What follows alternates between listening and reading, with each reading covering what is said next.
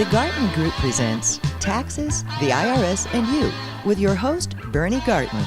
Taxes, the IRS, and You is a different kind of show that'll help you solve your tax problems. As former Deputy Attorney General of the state of Delaware and with over 25 years of experience as sole practitioner in both Delaware and California, the name Bernie Gartland has become synonymous with taxes. And now your host, Bernie Gartland. Hi everybody, I'm Bernie Gartland. The name of the program is Taxes, the IRS, and You, presented by the Gartland Group. From time to time, we give you information that you've never heard before. We give you information that you should know about, and we give you information that is contrary to popular opinion, and in some cases, you have been told certain areas that may be not true. You also have an ability to talk to us as you want on a free consultation purpose. And I think probably after today's interview with one of the top tax attorneys across the United States, you may want to send us a request for information and or a consultation. In-house today is Timothy Berry. Say hi to everybody. Hi everyone, how you doing? And Tim is a tax attorney, and Tim and I have been knowing each other for about 10 years. We used to give lectures and seminars until all of a sudden I got tired of living in the airports on weekends. And from time to time, we do a lot of what I call high-level tax work through tax court, through dealings with the IRS, getting letter rulings, and or I'm laughing because some of the things that we've uncovered have been really interesting, and they're still wondering what we uncovered, where we uncovered it, and how did we uncover it, and what are the ramifications. And one of the recent things is a decision that came down out of Tennessee that now is being appealed all over the place, and your name comes up all the time on these appeals because, quite frankly, you uncovered something that was not known by a lot of people. But let me direct our attention to why we're here today. And the reason we're here today is that several months ago, you and I sat down and we went over what a trust is, why have a trust, what kind of trusts there are, and how it protects assets, how it protects you against probate and so forth. And I just thought it was like normal Trust 101, and we were just letting the people know. And quite frankly, two decisions came down, one out of Georgia and one out of California, that absolutely blew both our minds. And ladies and gentlemen, you need to stick around because there is a case that just came down. It just cost the plaintiffs in the case, and I suspect the attorneys, over $1.6 million because they didn't adhere to Trust 101. As a matter of fact, Tim, after I got the decision in and we talked about it, I called up somebody who is, quote, a trust guru in the Coachella Valley. And I asked this person, I said, let me explain what happened. And this person was really astonished. He said, how could that possibly be? Everybody knows that you're supposed to do that. And I said, well, apparently not. And you uncovered more information as to the extent of people putting together trusts are not aware of Trust 101. So I think, folks, what I'd like to do is before we get into why that $1.6 million had just cost people their livelihood, quite frankly, and what is symptomatic of putting together a trust that doesn't work or hasn't been funded correctly, I want Tim to take a few minutes and just explain to you the very basics of what a trust is, why you should have a trust, and the different areas of investing in your trust for your future. Tim, just tell the folks out there what you know. Sure. I guess we've got, 1 second, 2 seconds? No, just kidding there, Bernie, about what I know. Well, at its most basic, a trust is pretty much a contractual relationship. And what that is where we have somebody create the trust, they write up a trust document, and they give assets to somebody else who's called the trustee to manage these assets for a third party who's the beneficiary of the trust. So once again, you have this person who creates the trust. They can be called a creator, grantor, settlor, all sorts of fancy phrases. They give assets to a trustee. And notice what I said there. The grantor, the creator of the trust, gives assets to the trustee of the trust to manage for the beneficiary of the trustee. And again, I assume with the inflection you're making on that at our second segment, we're going to be talking about something that happened that the trustee was not involved. Yeah. So folks, listen very carefully to what Tim is saying because it's very, very important. Yeah, and you hit it right on the head because if you don't transfer the assets to the trustee, all sorts of bad stuff can happen and does happen. So that's what a basic trust is one party creates it, they put someone in charge of it for the benefit of a third party. And then there's all sorts of other flavors to a trust. We can have a revocable trust, which is great for avoiding probate, and a lot of people have set up. Then we got irrevocable trusts that are great for asset protection, and a lot of people try to set up, but they don't do it right. There's just all sorts of different flavors of trust out there, depending upon what you're looking to achieve. Yeah, one of the things that you and I talked in the past many times is that you know that at the Gartland Group, which consists of 3 different entities, we run into people who have tax problems all the time. And you and I have talked about this on our radio show when we had the radio show, and also here on the television show, that mom and pops are out there with sizable estates that they want to give to their children, except, well, we had one guy who had over $300,000 to the IRS.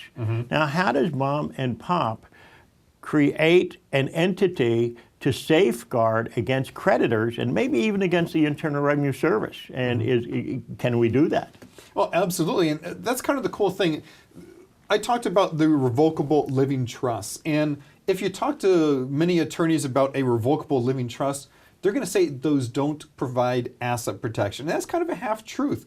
Because if mom and dad structure that revocable living trust correctly, it's going to say that whenever mom and dad pass away, a new trust is going to spring into existence, and that trust is going to be protected from the beneficiary's creditors. So if the beneficiary owes $300,000, $400,000, $500,000, if mom and dad structure that trust correctly, that revocable living trust correctly, then the kids, creditors who come attacking the kids, can't touch the money that mom and dad passed down onto them. Now, I keep on saying if they structure it correctly. Here's the big challenge. It's pretty much everybody thinks they know how to do a trust now. You're right. You're right. Everybody. You're right. Even the internet thinks that you can buy a form and do it, and well, you have this asset protection. Right. Most of them fail miserably, and now mom and dad, they pass down all the money they have worked so hard throughout their life to build up. They pass it down to their kids, and if that trust isn't structured properly, if the kids have creditors, if they have IRS issues, if they have child support issues, etc., now the people can swoop in and grab all those assets. It's an absolute nightmare.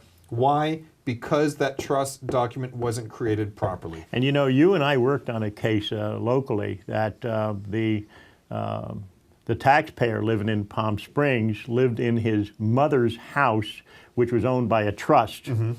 And he had to go into bankruptcy for not only tax issues, but which are dischargeable in bankruptcy, but also because of other creditors.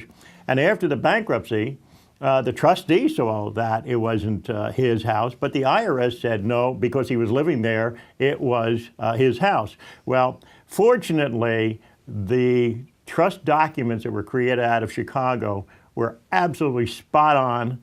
And they convinced the Internal Revenue Service, with my help, that they could not give that house to them because he did not own it. So when we get back, ladies and gentlemen, we're going to go into our next segment of $1.6 million.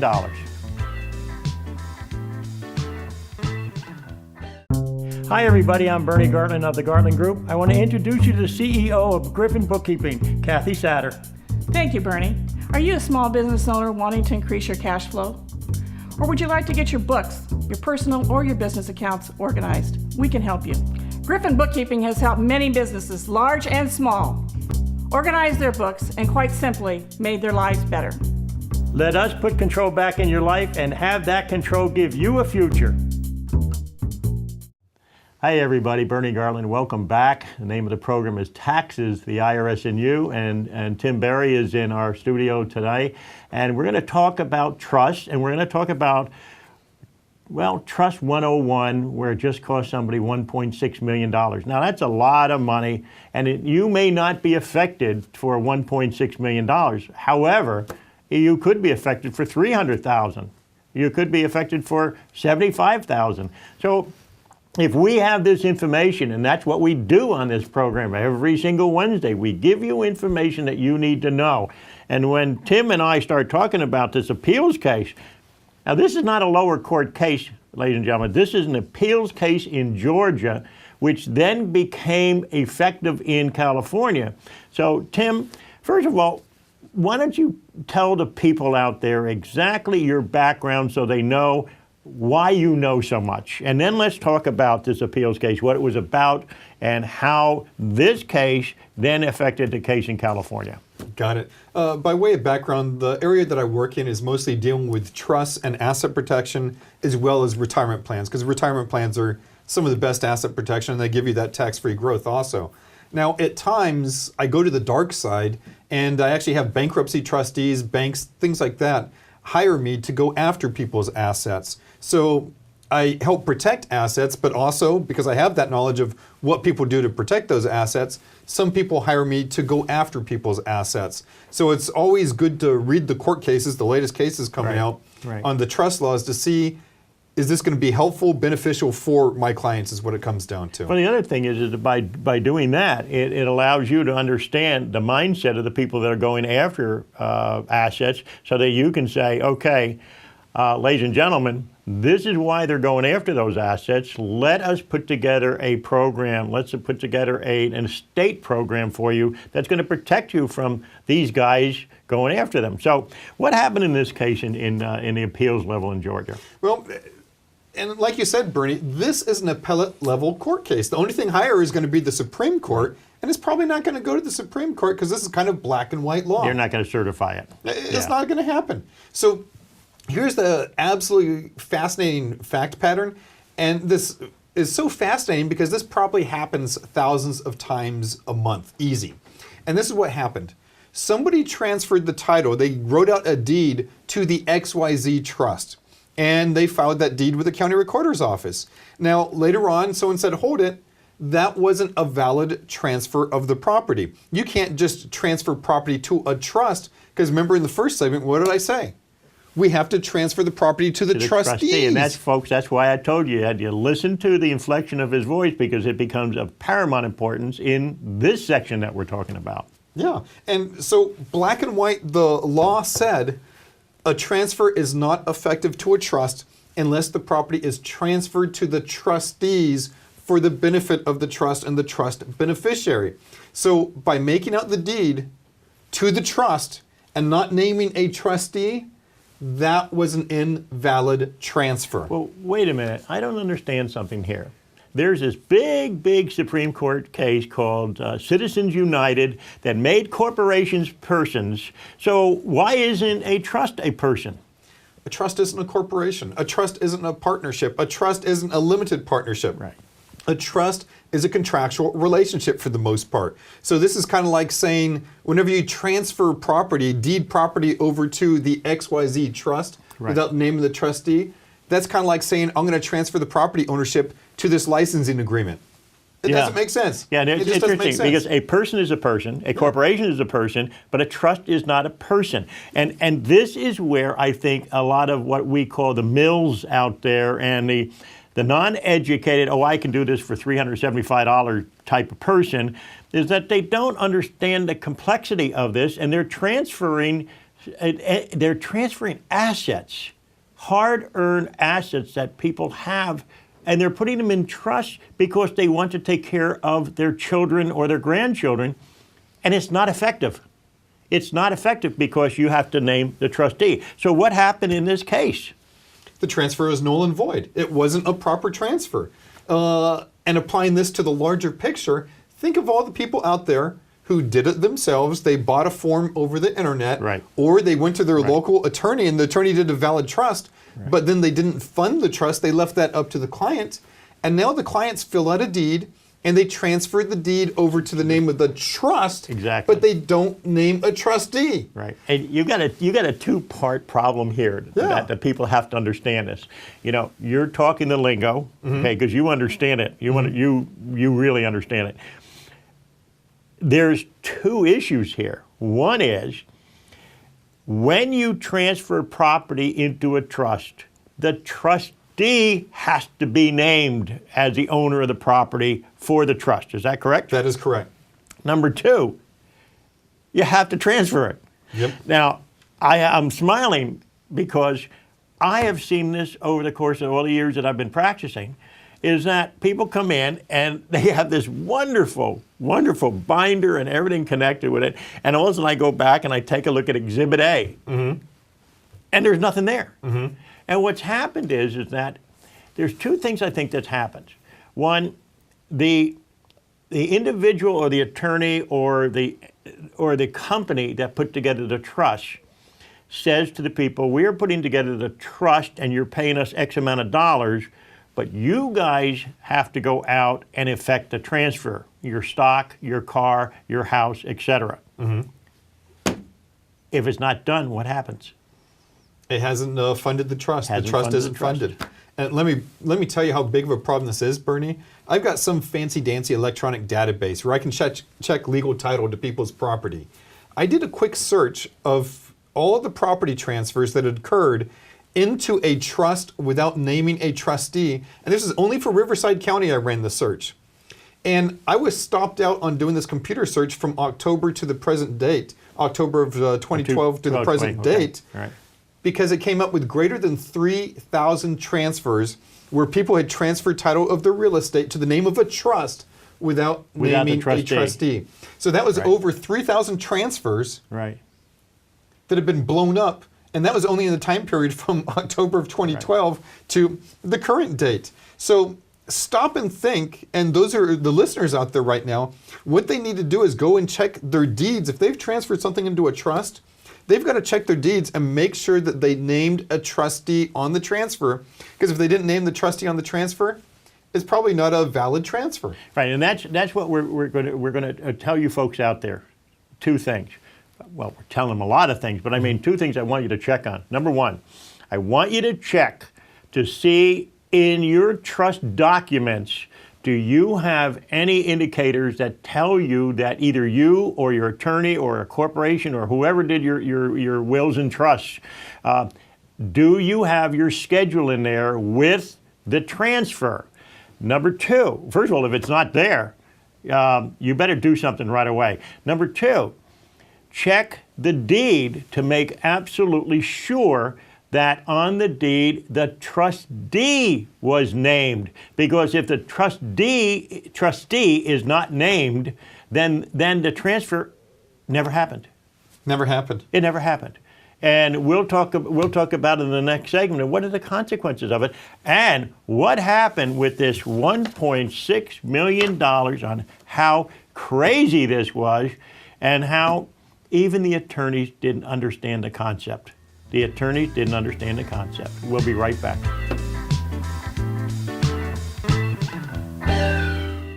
Hi folks, I'm Bernie Gartland, and I'm so proud to introduce you to the Gartland Group. Do you have a need to have your current or prior year tax returns prepared? Is the IRS knocking at your door and you need legal representation? Do you need professional bookkeeping services? The Gartland Group can help. Let us put control back in your life and have that control give you a future. Call today for a free consultation.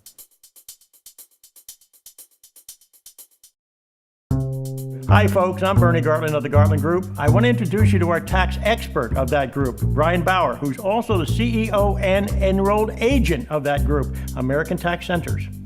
Well, you know, Bernie, American Tax Centers prides itself on doing your tax returns accurately. As a former tax auditor with the state of California for over 20 years, who better to handle your tax audit? Let us put control back in your life and have that control give you a future. Call today for a free consultation. Hey everybody, Bernie Gartland. Welcome back. The name of the program is Taxes, the IRS and You, presented by the Gartland Group. And today we have as our guest Timothy Berry, who is a friend of mine for 10 years or so, lectures and seminars across the United States. He's doing the estate and trust and asset protection. I do IRS collection procedures and so forth. And the whole thing is totally interrelated, because if mom and dad want to put together a trust to protect their children, they have to do it correctly. Or if they leave an inheritance to their children and they have any liability for the IRS, franchise tax board, or creditors, that money can be taken. But you need to put together a trust that is appropriate and will withstand the creditor's assaults, okay? And what we're talking about is something that just happened recently. And we went through the appeals case in Georgia, and now we want to go through what we call the $1.6 million case in California, which is absolutely incredible.